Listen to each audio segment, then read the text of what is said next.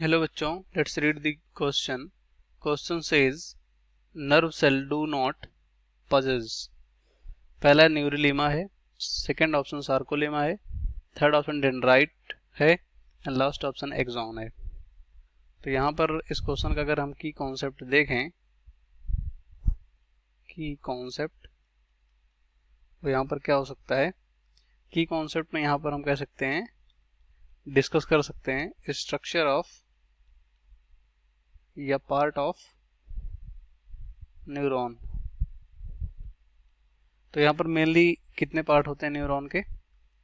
पहला होता है सेल बॉडी, जिसे साइटोन भी बोल सकते हैं क्योंकि इसी में न्यूक्लियस और साइटोप्लाज्म होता है। दूसरा यहाँ पर कह सकते हो होता है एक्सॉन, और तीसरा होता है यहाँ पर बोल सकते हैं एक्सॉन टर्मिनल, मतलब इस न्यूरॉन का टर्मिनल पार्ट, टर्मिनल। और सेल बॉडी में जैसे कि साइटोप्लाज्म, न्यूक्लियस, ये सब आते हैं।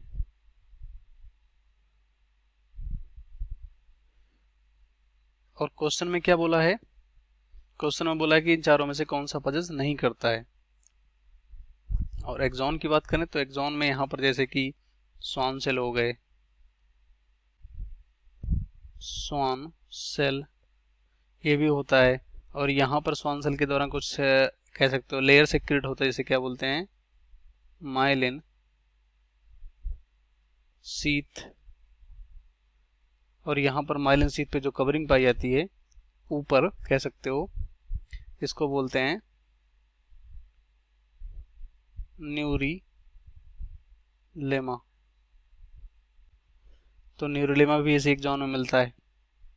और जो सेल बॉडी होता है इसके ऊपर यहाँ पर कह सकते हो डेंड्राइट्स भी होते हैं, डेंड्रॉन भी होते हैं। तो बहुत सारे यहाँ पर फंक्शन देखने को मिलते हैं। तो पहला हमारा है न्यूरोलेमा। तो न्यूरोलेमा कहाँ पर पाया जाता है, ये न्यूरॉन के एक्सॉन में पाया जाता है।